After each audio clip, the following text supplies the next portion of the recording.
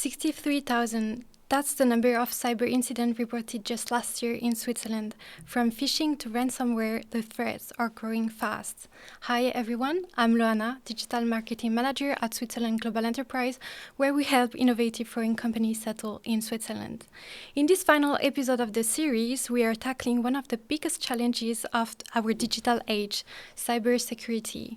Joining me today is Francesca Bosco from the Cyber Institute in Geneva. Hi Francesca. Hi, Loana. It's really great to have you with us today. Thanks for joining. To start, could you tell us a bit more about your background and also what led you to the Cyber Institute? And for our listeners who might not really know the organization, how would you describe its mission and what Cyber really means in today's digital landscape? Thank you so much for having me. Let me start by saying that I always say I'm a recovering lawyer, meaning that I graduated in international law and human rights. But I would say that my journey into cybersecurity began with a deep interest on how digital technologies intersect with the human rights and societal well-being. And this is, I had the luck to start working at the UN, specifically on crime, justice, and security, focusing on developing programs on cybercrime, cybersecurity, misuse of technology with this strong angle on human rights. And then I joined the World Economic Forum, the Center for Cybersecurity, where I could understand better also the interplay in working with, for example, the private sector and the wider ecosystem of partners. And then I always say I jump on the other side of the fence because I'm very proud and very happy today to work at the Cyber Institute as a Chief Strategy Officer. The Cyber Institute is a non-profit organization that is based in Geneva, but the mandate is global. And the core, the mission, is to reduce the harm of cyber threats and disinformation operations against people, ultimately. And this is very important because historically, cybersecurity, and again, I spent all my life in cybersecurity, so historically, cybersecurity is, I would say, an area of work that is very much led by either state because of the national security component and or, I would say, by the private sector. And instead, there was this real feeling of we are missing a civil society organization, neutral and independent, with a very strong technical backbone that is able to show, first of all, reliable data on cyber threats, like the one that you just mentioned in the opening, but then at the same time, really understanding what is the harm that is caused to society, what it means to people when a ransomware, for example, is hitting an hospital, what it means to people in terms of like ambulances redirected, what it means to people if they cannot get water because, for example, the water pipeline are hit by a cyber attack. So this is why the Cyber Institute was created, and one of the main I would say activities of the Institute is understanding the cyber threats, understanding their impact, but then also supporting the most vulnerable. So this is why, for example, we work a lot with what we call under-resourced organizations. So, for example, other non-profit working in development and humanitarian sector. We work a lot with those organizations that cannot afford, that they are not even aware often that they are targeted, to boost cyber resilience as a global public good. Okay, very interesting. Thank you. Now if we talk a bit about AI, because AI is evolving so quickly that it is kind of even changing what we mean by security in cyberspace. So from your perspective, what does responsible and peaceful use of AI look like? And also, how do you see Switzerland positioning itself as a hub for AI innovation and trusted technology? So I always start by using a recurring way of saying, which is AI is a double-edged sword. It can amplify positive impact, but it can also be misused in ways that is threatening security, privacy, trust, and ultimately human dignity. I like to work on both sides of let's say, of the wider AI landscape. On one hand, understanding how AI is changing and challenging the cyber threat landscape, amplifying the scale, the efficiency, but also, let's say, creating new type of threats and risk that we need to consider, we need to prepare for. And also how those threats are impacting the most vulnerable. But then on the other side, especially because I'm a firm believer in technology and in the positive impact that can have on society.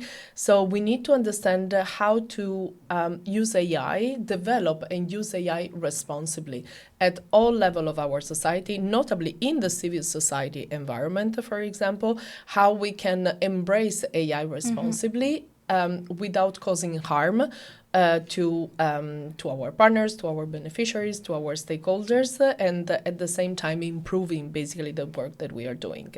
I have two specific examples in mind, and then maybe we can also elaborate on why Switzerland. Let's say I have a very practical example. For example, together with one of our partners, together with Microsoft, we recently co-developed an AI training program specifically aimed at empowering non-profit staff globally. And I'm mentioning this because everything ultimately starts with understanding the potential and the risk of technology, but also building capacity, building our muscles and building the skills that we need to thrive in the digital age. And then at the same time, I'm thinking about a project that we're about to start because we were awarded what is called the AI Geneva Digital Initiative. And within this Geneva AI initiative, it was developed by and together with the EPFL. And the aim of the initiative is at the same time to protect nonprofit from AI-enabled cyber threats, but with AI. So leveraging the power of AI to improve basically the type of support that we can provide. We are just starting, but it's an interesting development. Yeah. And from these two examples, I would say from Geneva to the rest of the world, let me elaborate on why Switzerland. I would say that Switzerland has a few let's say, key ingredients, key components. First of all, and this is why I mentioned, for example, the PFL, as well as many other research institutions, so very robust research institutions. It has a regulatory clarity, which is making, let's say, the country standing out, also in a very often opaque and chaotic environment. And also it has really a culture of collaboration and is very much uniquely positioned to foster innovation in AI while promoting digital trust. And I mean, it's an environment where ethical AI can thrive alongside the commercial development. So there is not necessarily always this tension between, let's say, compromising innovation for slowing down on ethics and security. There is a way to combine both. And I would say that the initiatives that we are working on are kind of like demonstrating this in practice. Very interesting, thank you. Building up on that, so about maybe we can talk about Switzerland's role in cyber peace. So Switzerland is home to the Cyber Peace Institute, but also to many other organizations focused on digital trust. What is it about our country, about Switzerland, that makes it such a strong base for initiatives like yours? That's interesting because Switzerland is always, let's say, linked to the idea of providing a uniquely, I would say, stable and neutral environment. As mentioned, I mean, this is also why the Cyber Peace Institute was created in Switzerland and located in Geneva as a neutral and independent organization. I think it's very much essential for initiatives focused on digital trust and cyber peace. But beyond the political neutrality, I would say that Switzerland and the country really combines a highly skilled workforce, for example, the strong research institution, but I mean the culture of collaboration that is going, let's say, across public, private, non-profit sector, thinking also about, for example, the strong human rights and humanitarian tradition that Geneva has. But it's also very much used to go from, I would say, from the local to the global. So the interesting thing about being located in Switzerland is that you have the possibility to work on let's say, using it as a sort of like sandbox to test innovative initiatives at the local level that you can also then export, I would say, at the country and region and international level. I'm thinking specifically when it comes to, let's say, to cyber peace and digital trust. I'm thinking about the I would say the strategic advantage of being located in Geneva. We're close to major international organization. This is helping us also, for example, enabling dialogue and real collaboration with the governments, for example, with other nonprofit organizations and with global institutions. And really, when we think about the relevance of cybersecurity as a global public good, we need to have all these actors together. And again, combining the digital trust and the cybersecurity element together with, for example, the advancement of new technologies. I'm thinking about AI, but also thinking about, for example, quantum computing with the recent opening of the Open Quantum Institute at the CERN, for example. So I would say that there is this aspect of like the Switzerland openness to innovation that supports like innovative programs when it comes to AI. We develop, for example, also a specific initiative beyond the AI skills one, which is called, for example, the Cyber School, that was specifically aimed to empower individuals and organizations to develop critical digital skills. And I would say that this demonstrates that Switzerland is not just a hub for technology, but it's really a global center for ethical, responsible, peaceful use of emerging technologies. And again, the beauty of Switzerland is that it's an ecosystem. And it's an ecosystem where you have different type of partners. For example, we also have a program, our flagship program that is called the Cyber Peace Builders, by which we are doing a matchmaking with corporate volunteers that are cyber skilled, and we match them with civil society need. And I mean, we can do this because we have a very strong uptake from the private sector, notably also in Switzerland, to support the civil society organizations that are based in Geneva, that are based in Switzerland, that are based worldwide, ultimately covering more than 160 countries. Let me finish maybe with one comment, which is interestingly in the last couple of years, and especially because of last year, we together with a few partners and also with the leadership of the Swiss Federal Departments of Foreign Affairs and also with the UN organization that is called UNIDIR. We had in 2025 this year the first edition of the Geneva Cyber Week. And it's very interesting because there are a few, let's say, very relevant and very famous cyber weeks worldwide. In Europe, there was a little bit of like a void to be filled, and Switzerland really would like to, let's say, to fill this void. We tried for the first year, let's say, this May 2025, and we are already launching the new Geneva Cyber Week that is going to happen at the beginning of May in 2026. It's also a call, let's say, to all to submit proposal for sessions, for events. And again, it's very interesting because it's combining both global institutions, the private sector, but also the academia, non-profits, the startup environment. So I'm very excited for the upcoming one. Amazing. Thanks for sharing. I would like now to move to another topic, which is digital sovereignty, which is a word we can see everywhere. So we hear a lot about digital sovereignty, so having control over data, infrastructure, technology. How do you see this concept evolving? And also, what role can Switzerland play in building a trusted digital ecosystem globally? Thank you so much for the question, because it's a question that is very close to my heart, especially because I would say that digital sovereignty has become a sort of like really a cornerstone of modern societies. Because if we think about it, everyone is increasingly relying on digital infrastructure for critical services, economic activities, but also for social interactions.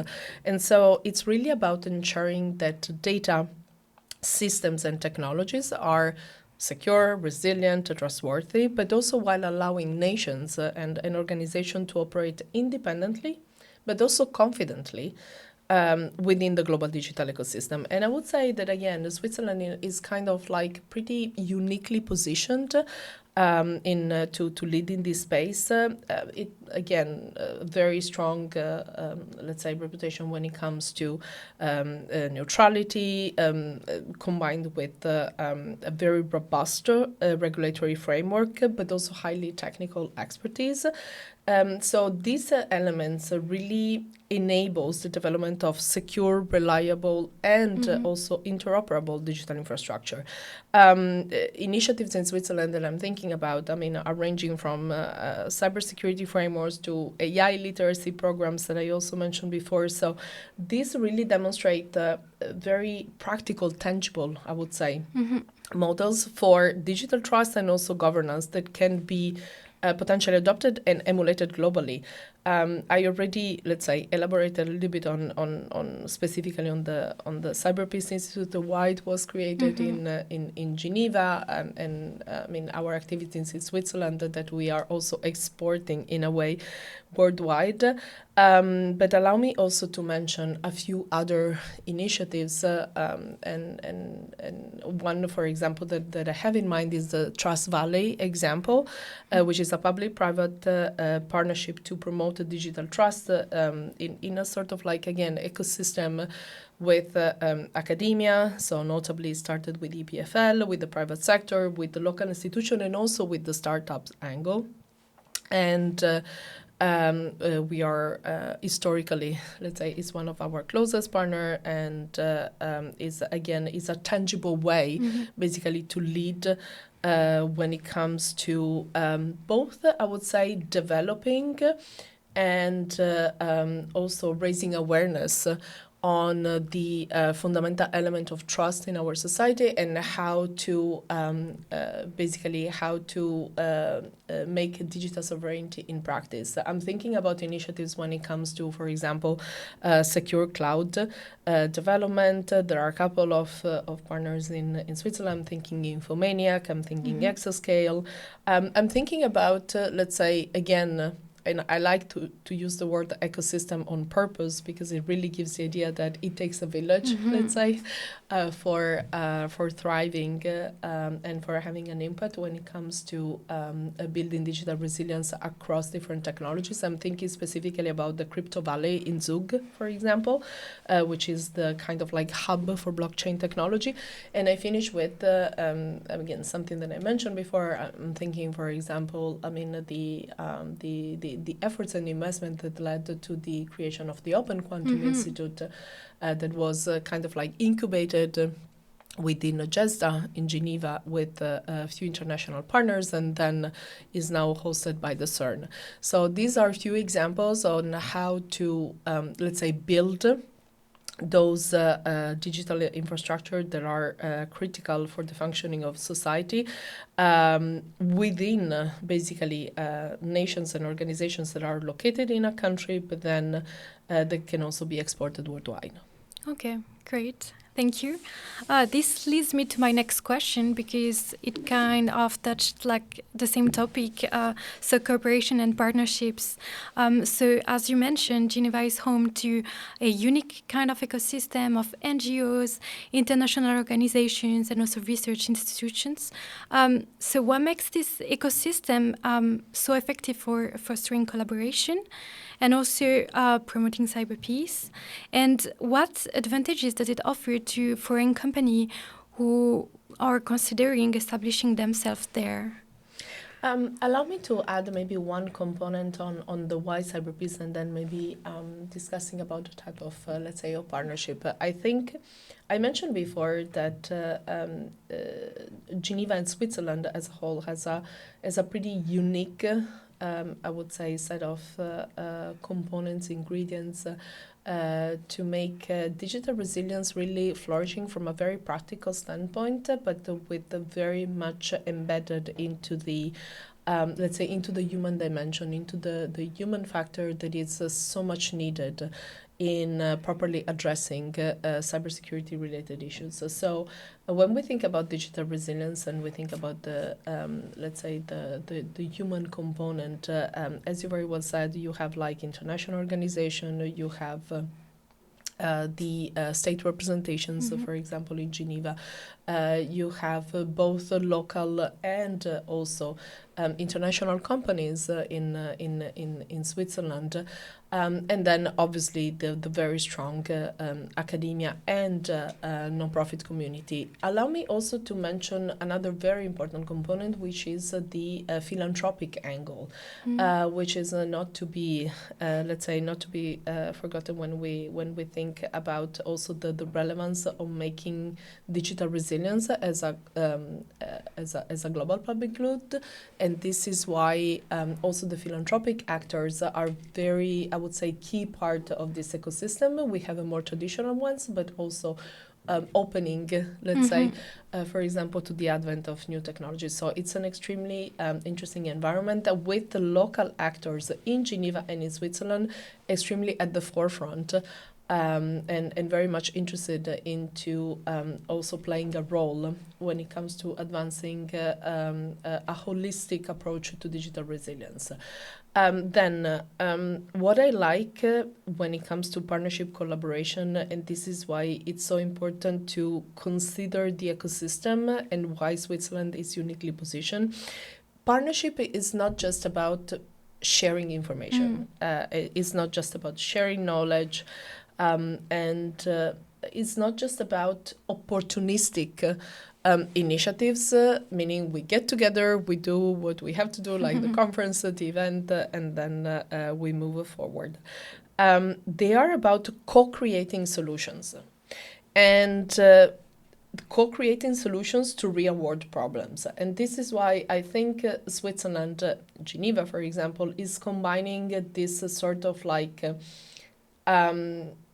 sandbox approach by which we can try to co-create the solutions to uniquely, let's say, a position mindset in a way, an approach when it comes to being very concrete and also being aware, also thanks to the international environment, about the ongoing let's say, worldwide problems. Why it's so interesting for foreign companies? I think it's because the ecosystem that I mentioned is providing, I would say, first of all, access to expertise, networks, but also credibility, which is extremely important when we think about global cybersecurity, but also the kind of like digital trust challenges and components. And I'm mentioning this because, I mean, we are, let's say, a living example of this because, as I mentioned, one of our key program is the Cyber Peace Builders program, by which we are currently partnering with over 465 cybersecurity companies to provide basically pro bono support to more than 600 NGOs worldwide. And this could only be possible because of the partnership, if you think about it, because of the collaboration that we have with both local companies. I'm thinking about Logitech, for example, but also with international ones. And again, with initiatives that might be developed at the local level. 2 years ago, for example, we mapped cyber threats against NGOs that are based in the international Geneva, but obviously their operations are active worldwide. And we do this thanks to the collaboration that we have, for example, with the canton, with the city of Geneva, with the government, and as I mentioned, with academic institutions and also with the corporate sector that I was just mentioning, and finishing with before I mentioned the Geneva Cyber Week. What is interesting is that thanks to the creation of the Cyber Week and to prepare for the next one, we also created what is called the Geneva Cybersecurity Hub, which is basically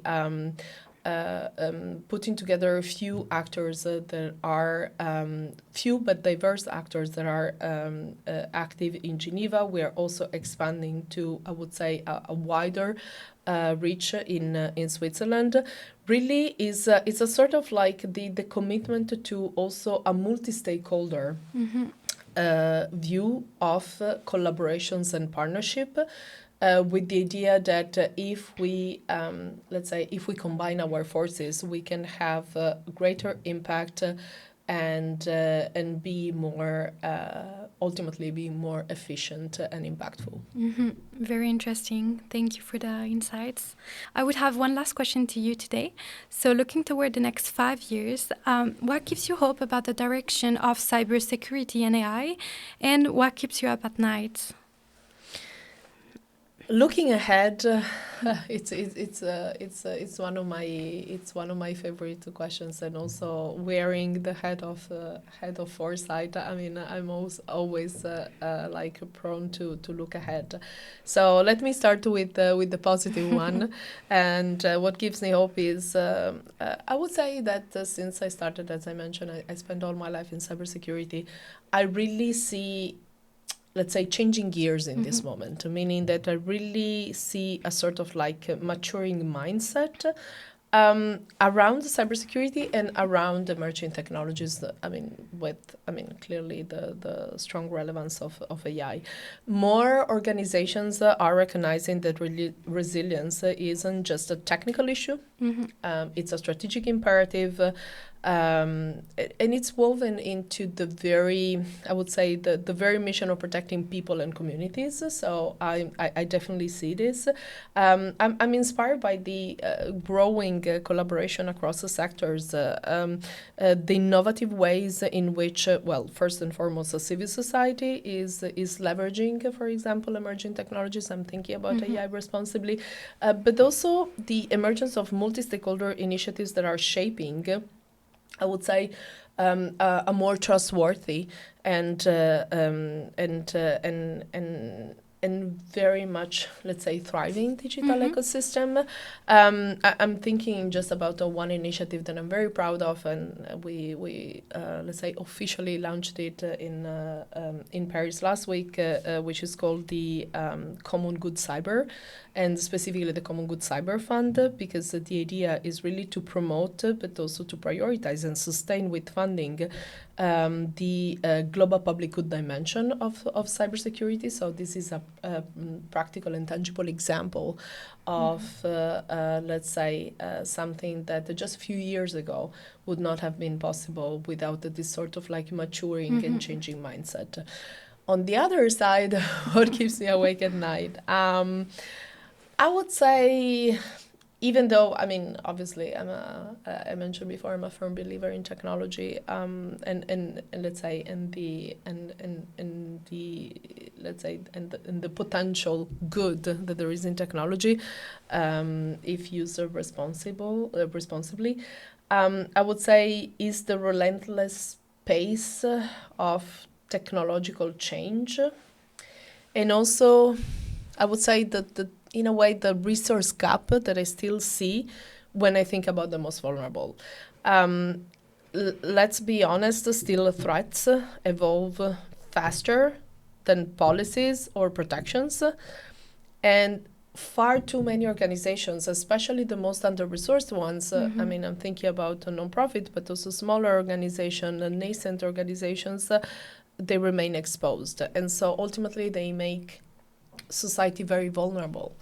And so even though, and when thinking about, for example, emerging technologies, we recently signed a global petition that is called AI Red Lines. It's an initiative that is basically calling for international red lines to prevent unacceptable AI risk. So on one hand, this keeps me awake at night. On the other hand, I see the good in the fact that the more and more actors are getting together. I would say I counterbalance, let's say, the being awake at night, because I really see an increase let's say, push towards developing and using AI responsibly, cross-sector collaboration, strategic investment also in, for example, digital skills. And I think we are really in a pivotal moment because we have a real opportunity to make cyberspace safer, fairer, and more resilient. For once, not just for few, let's say, but for everyone. Thank you, Francesca, for the valuable insights you provided today. You would have understood protecting your digital world takes awareness, preparation, and action. A special thanks to Francesca for being here today with us. And to all our listeners, keep learning, stay vigilant, and embrace innovation responsibly. Thank you.